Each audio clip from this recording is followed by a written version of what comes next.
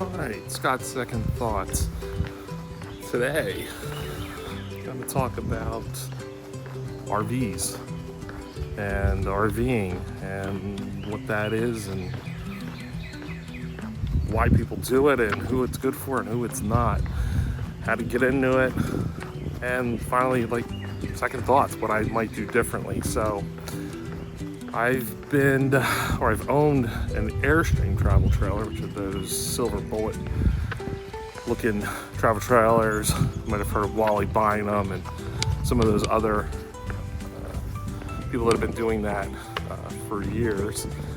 They were created, around World War II out of the aircraft industry workers, and they were built these Airstreams, RVs, with rivets, and just like they would build an airplane.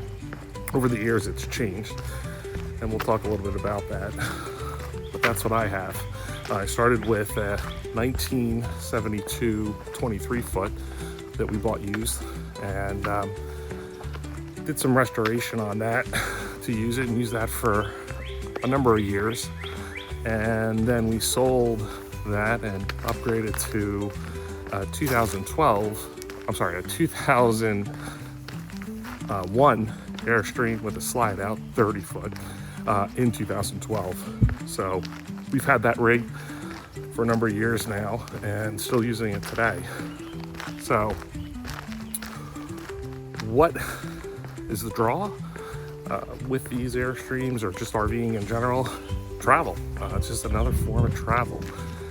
We found that for our family, the cost, the ability to do it, to just go away on a weekend, or to take a 2-week trip or even a 3-week trip, we've done that numerous times, in fact every year.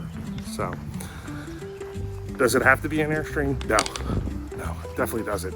The biggest thing with any of this stuff, and like most things, is that you get out and you just do it. And I always talk to people and they're like, well, I don't have this or I have that. It doesn't really matter. A tent, just getting out in a tent, is what it's all about. Getting out, seeing the world, seeing the country is the biggest thing. So whatever gets you out, that's the best thing. Doesn't matter if it's most expensive, cheapest, it's just that you're going out. I have 3 children. One's in high school, one's about to go into high school, and one's going into middle school. So we've been doing this, since early 2000s, before we even had kids, and basically raised them doing this kind of stuff. So we believe in it. We have a lot of fun with our families. When I say with our families, we travel with my brothers, my parents, my uncle, and then a bunch of friends and family in that, and we do one big trip every year. And in that trip there's anywhere from 10 to 15 trailers. Some people also come and they'll rent a cabin or tent, depending on what they have at the different campgrounds, and we're able to spend a week together, and it's cost effective for everyone. Could do hotels, and we do take other vacations and do that as well. So it's really up to you what you want to do. Now, ours is a travel trailer, and that means we have to have a tow vehicle. But there are Class A's, which are the buses, and Class B's are vans. See people running around in those. And then a Class C is basically a truck type camper, where they basically have the front cab and they'll build off the back of it. So a little bit different than a Class A, which is a bus, typically is what you'll see. And those lengths vary.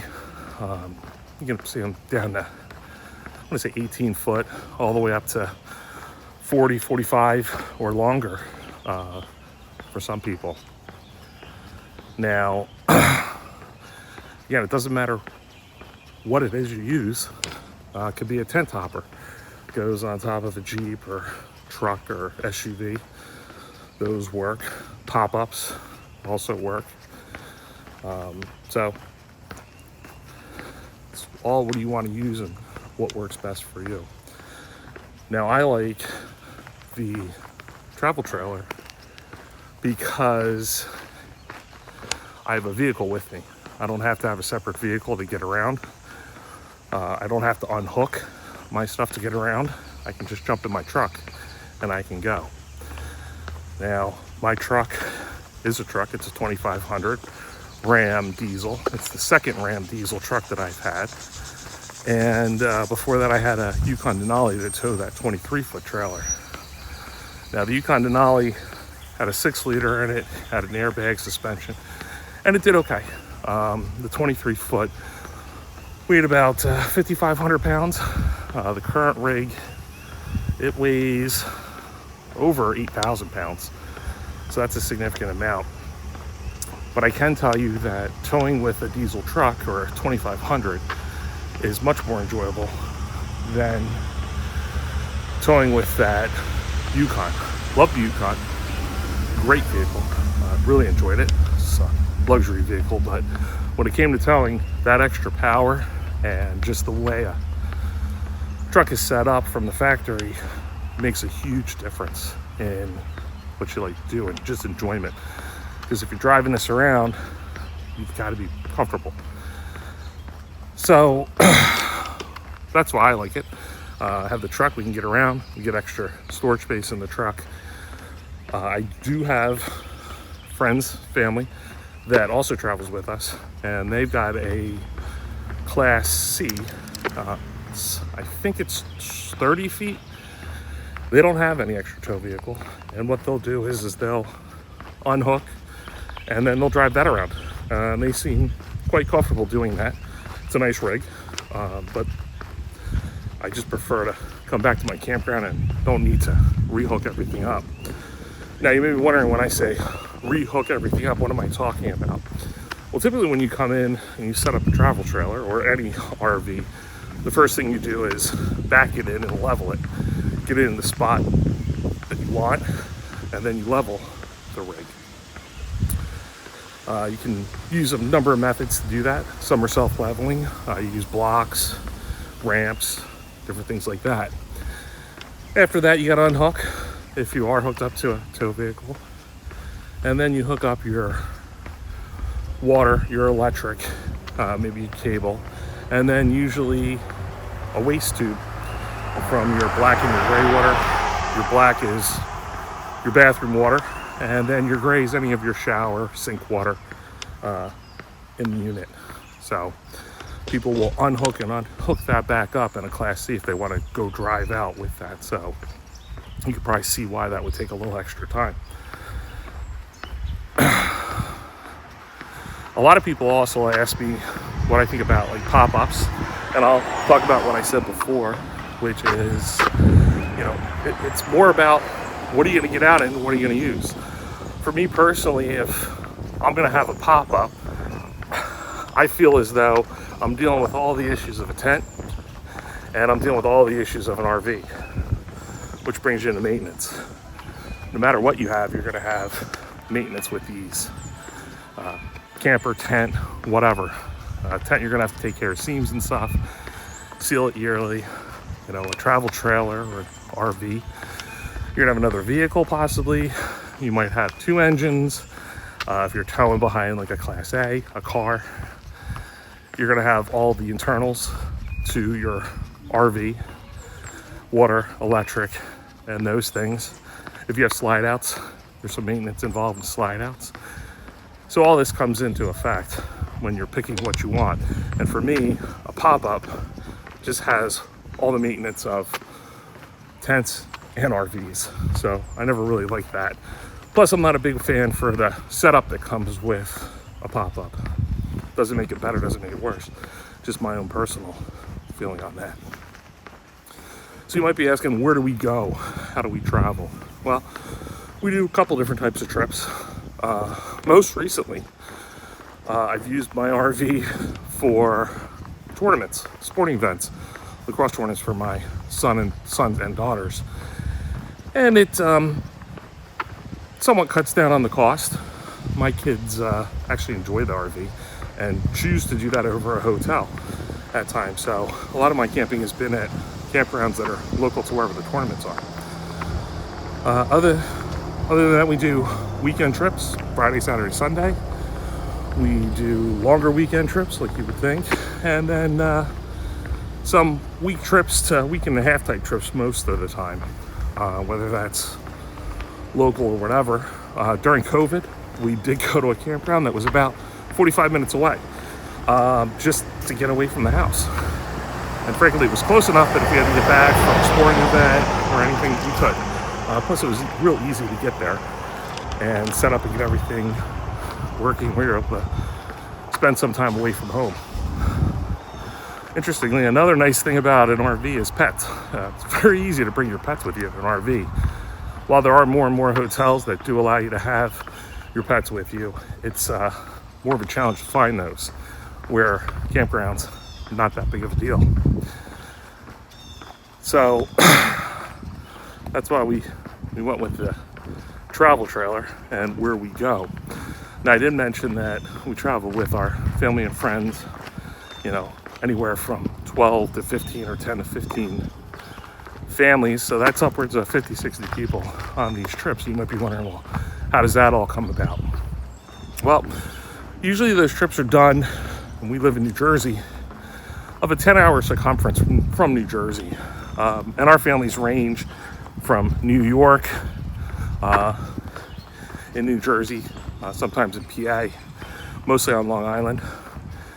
And we'll pick a 10-hour location, and we'll either camp out or do a couple stops, usually 2 to 3 stops at different campgrounds, and then we're able to tour around.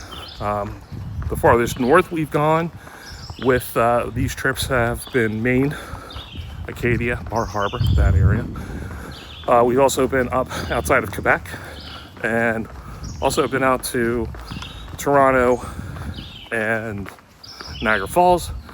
Farthest west was Ohio, out that way to Airstream, actually, in Ohio. Doing, Cedar Point. We've done that. The NFL Hall of Fame, we've done that. And then the farthest south of those trips have been like Asheville, although we've also been all the way out to Nashville. I've done with my family, we've done Orlando and a little farther south outside of Tampa as well. So get pretty far with these units if you want. You don't have to, but you can. So it's really up to you and how much driving you want to do. As far as driving, some people, they're comfortable doing, 4 to 5 hours max in a day. Sometimes we'll just hammer. We've done Florida and made Disney in 16 hours driving straight through. That's with my wife getting behind the wheel at some point. So everyone's a little bit different as to what they want to do and how they want to do it. There's no wrong or right answer, but it is something to consider. Now, what would I do differently? What would be my second draft after problems? Well, the biggest one was probably the tow vehicle for me. It would have been smarter to go right to a 2500 up truck versus struggling with the Yukon. At least for me, struggling. I'm not sure everybody else would struggle with it, but the amount of trips we were doing, the distance, some of the mountains, that was the bigger issue. So I would probably start with a truck right away. As far as going from the type of rig, I still like Airstreams. I see the value of Class C's. I see the value of Class A's. Another trailer that we haven't really talked about are your gooseneck type trailers. And those are the ones that go in the back of a flatbed truck. Those rigs offer a lot of room. They're very comfortable to be in. They tow, and I haven't towed with it personally, but my understanding is they tow very similar to a travel trailer. Some people would say even better. Personally, though, I like the Airstream. I like the size. I can get it in and out of where I need to. It's not that big a deal. You may be wondering, what do you do when you get in trouble? If you pull down a one-way street or something like that. And the best thing I can tell you, you deal with it.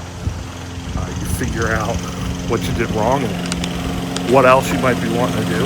And you get somebody out behind you and you back up, or you K-turn, or maybe you drop the trailer. Who knows? With that being said, you may also be wondering, what about breakdowns? Yeah, those are going to happen. You can have problems in the campground, maybe waterline breaks, or you might have a blowout on the side of the road. I actually once had 2 tires blow out within a span of 1.5 miles. So I blew one out, fixed it. Luckily my dad was following me. He had his spare. I was able to put it on my trailer after I used my first spare. So it happens, you deal with it. The biggest thing I can tell you is it's all part of the journey. It's part of the fun, in a sense. It's not fun at the time per se, but it does make it a more memorable situation when you look back on it.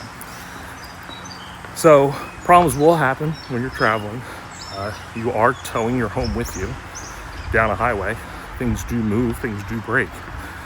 So you just deal with it. So the 23 was a great choice, good price. I was able to restore it. So that gave me a lot of insight on how to fix it and how it worked.